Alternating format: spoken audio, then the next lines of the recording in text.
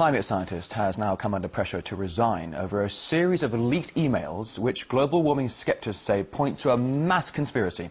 The scandal erupted after a research server was hacked into and private emails and documents were released, suggesting that scientists may have colluded to prevent the release of climate data.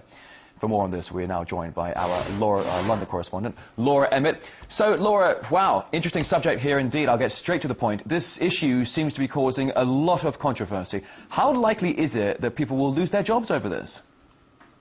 Well, Rory, I think in order to assess that, really, it's important to look at who all these people are that are involved. Obviously, there's Professor Jones, who is the scientist at the heart of this recent leaked email scandal. He stands accused, basically, of massaging the figures that relate to temperature globally. Then, of course, there's the University of East Anglia, which is the university that he works for. He's the head of the Climate Research Centre, and that's the top source of temperature data in the world. So it's a very important research institute when it comes to climate change. And the person who has called for his resignation is none other than George Monbiot. And as I'm sure you know, Rory, George Monbiot is a leading environmentalist. Really, his name is synonymous with green issues in the UK. It's been said of him that he's the acceptable face of green activism by the Independent newspaper. He eats meat, he won't take to the trees, and he won't swear at the police. So a lot of people listen to what George Monbiot's got to say, and I think from Professor Jones's point of view, if there's anyone you don't want calling for your resignation in the position that he's in, it's probably Monbiot. He doesn't want the green establishment turning against him. So it's certainly possible that heads will roll. But perhaps what's more important about this whole scandal is that it raises serious issues about the science of climate change, and not just that, but science in general. If figures can be used to show anything you like, then where's the vigorous testing that science is supposed to represent? However, the University of East Anglia is standing by its research and by Professor Jones. And Jones himself thinks that this was a deliberate attempt to undermine the entire science behind climate change ahead of the very important Copenhagen summit on greenhouse gases that's coming up at the beginning of next month. So we'll have to see how this develops.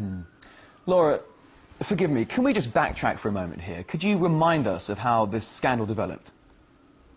Yeah, of course I can. So it all surrounds around a hacker who got into the University of East Anglia's computers and took from the Climate Research Centre 1,000 emails and 3,000 documents, which he then posted to a server in Russia. So they're all available for everybody to see on the internet. And they raise serious issues about the methods and practices used to present data that relates to climate change. I'll give you a couple of examples. The word trick is used in these emails to describe the analysis of temperature. Climate change skeptics are saying that they've used a trick in order to suggest that temperature for the last 1,000 years has been rising, when in fact skeptics say that temperature has been falling. Professor Jones also expressed some measure of glee when he heard about the death of a leading climate change skeptic, so that doesn't look good. And really this whole thing has reopened the debate surrounding the science that climate change is based on. Skeptics say that the Earth's temperature has in fact remained more or less steady since 1998, and that there's some information that shows that suggests that temperatures will get cooler over the coming years and not warmer.